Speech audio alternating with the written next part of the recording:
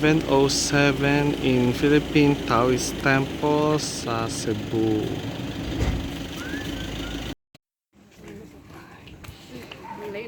May dragon.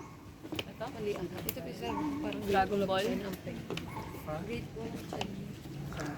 Kung nagkakamali, naniniwala silang lahat ng nabubuhay na nilalang ay dapat mamuhay sa isang estado ng pagkakaisa sa universe at sa enerhiyang makukuha mula rito. Ang hirap na nag-aral ka tapos ngayon hindi mo na maalala, di ba? Yes.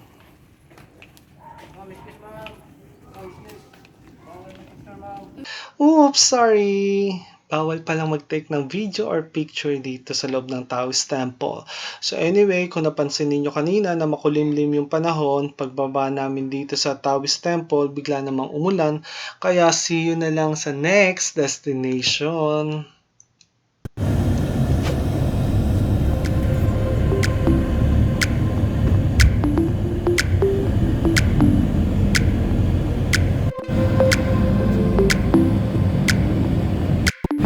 Pwede rin dito yung mga motor na 110cc pataas. Hindi kagaya po sa English at sa SLEX. Bawal po doon yung mga 400cc pababa. At yung pinakagilid po, yung mismo gilid, yung gilid na po. Pwede po yan yung mag-jogging o kaya mag-bike. Pero kailangan mo tapusin yung 8.9 kilometers kung mag-jogging na. Palitan mo dito na rin. Hindi ka pwede bumalik, hindi ka pwede tumawid.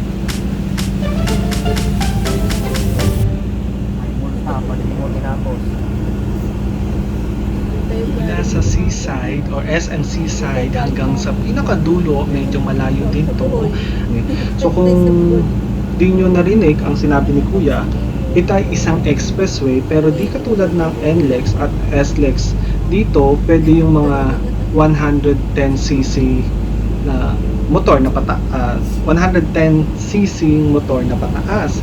Sa NLEX at SLEX kasi bawal yung mga motor na mga nasa 400cc, kung di ako nagkakamali, pababa. So isa pa, ang lakas makaibang bansa dito. Kung nakikita nyo, ang ganda dito, malinis. Kung sa Metro Manila and surely, madudumi yan, diba? Lalo na sa mga usok. So anyway, dyan sa gilid, makikita nyo, o hindi man masyadong kita sa video, sa kuha natin, pero meron dyan daanan ng tao. So pwedeng dumaan dito yung mga tao, maglakad, jogging or what, pero ang lagay lang, bawal na bawal tumawid dito. At syempre kailangan tapusin kasi wala namang jeepney dito na susundo sa kanila or masasakyan nila. So kailangan nilang tapusin hanggang sa dito. So medyo malayo pa naman ito, around 12 kilometer or 15 minutes ang biyahe ng kotse dulo sa dulo ng expressway. Anong city na yan, Kuya? Cordoba po sir, Municipality of Cordoba. Sorry? Municipality of Cordoba. Cordoba.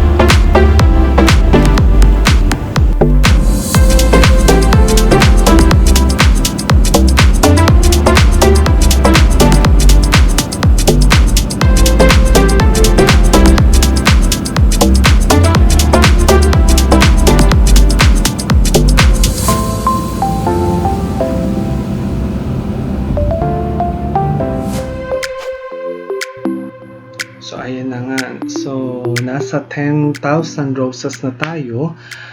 Ang 10,000 roses ay matatagpuan sa municipal ng Cordova. At Alam ba ninyo kung saan ang municipal ng Cordova? Nasa isang isla kasama ni Lapu-Lapu City. So ibig sabihin, halos katabi lang siya ni Mactan Cebu Airport. Pero ayon sa Google, ay 32 minutes pa mula sa end ng Sisilex to airport. So halos umikot lang tayo at bumalik sa airport. So dahil last destination na natin ito, kaya parang umikot lang tayo. So after this, pupunta naman tayo sa ating tutuluyang hotel at sa wakas makakapagpahinga na rin.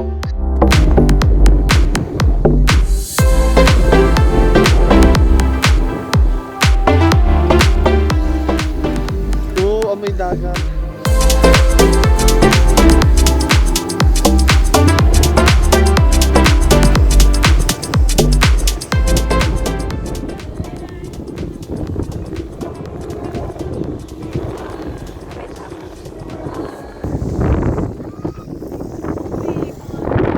Nabaintay ko lang to eh. Di ba?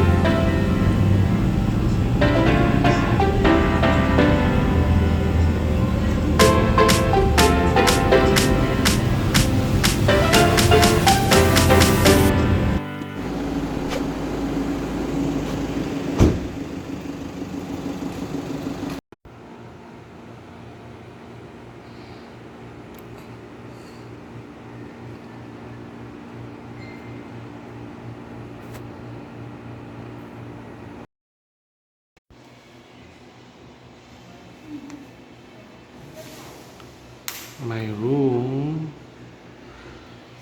and this is the whole hotel. May lobby.